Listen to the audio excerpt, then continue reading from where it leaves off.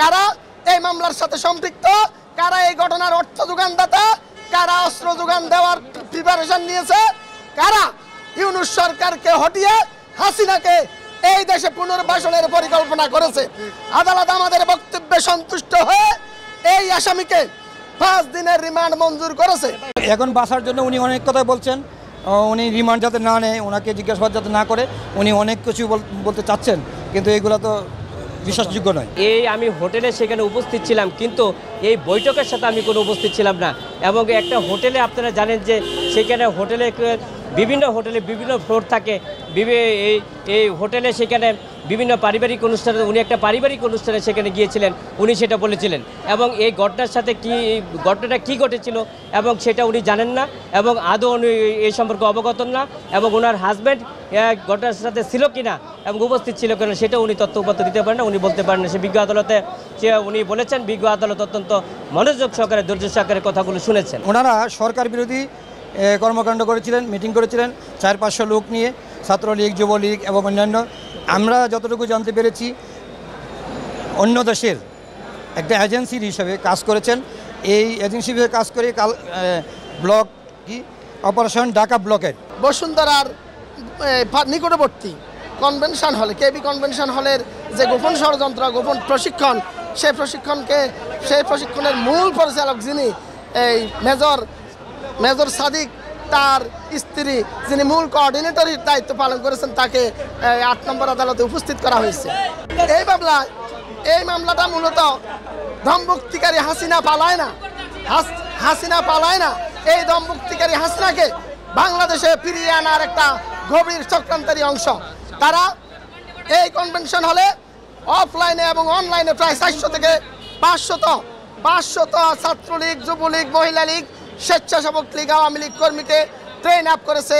তাদের এই প্রোগ্রামের উদ্দেশ্য ছিল হাসিনা যখনই প্ল্যান দিবে, ডাক দিবে, তখনই তারা শাহবাগ মোড়ে এসে উপস্থিত হবে। এই মামলার আজকে গুরুত্বপূর্ণ আসামি যিনি, তাকে মেজর সাদিকের স্ত্রী সুমাইয়া জাফরিনকে আদালতে উপস্থাপন করে মামলার তদন্তকারী কর্মকর্তা 7 দিনের রিমান্ড প্রার্থনা করেছেন।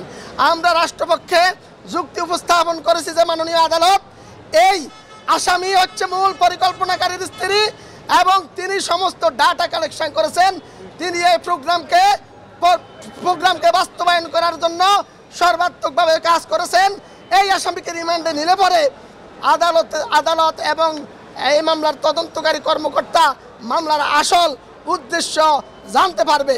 কারা এই মামলার সাথে সম্পৃক্ত, কারা এই ঘটনার অর্থ যোগানদাতা, কারা অস্ত্র যোগান দেওয়ার প্রিপারেশন নিয়েছে, কারা ইউনূস সরকারকে হটিয়ে হাসিনাকে এই দেশে পুনর্বাসনের পরিকল্পনা করেছে।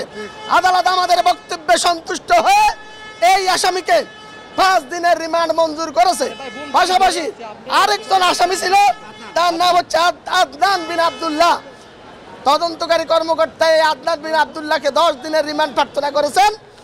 মাননীয় আদালত রাষ্ট্রপক্ষকে শ্রবণান্তে সন্তুষ্ট হয়ে এই আদনান বিন আব্দুল্লাহর 7 দিনের রিমান্ড মঞ্জুর করেছেন।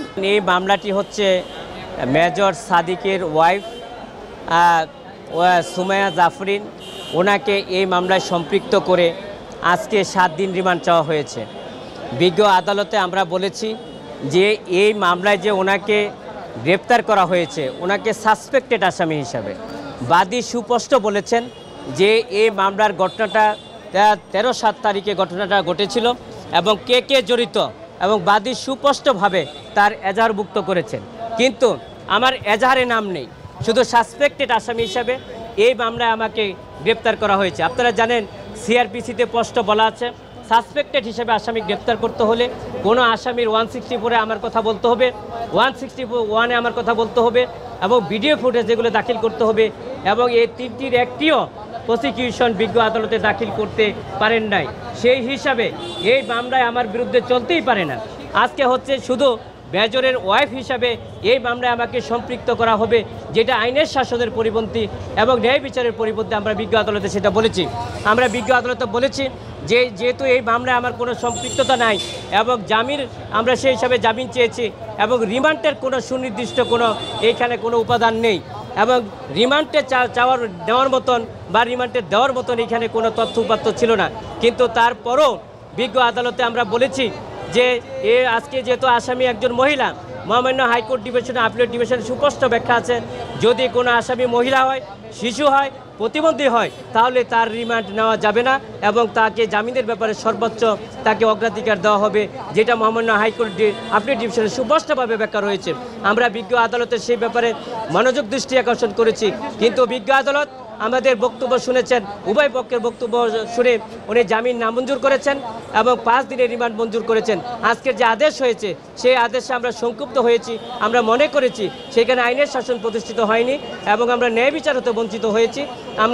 আমরা সেখানে আমরা এর এগেনস্টে আমরা উচ্চ আদালতে যাব। আশা করি আমরা উচ্চ আদালতে সেই সাবমিশনগুলি রাখবো।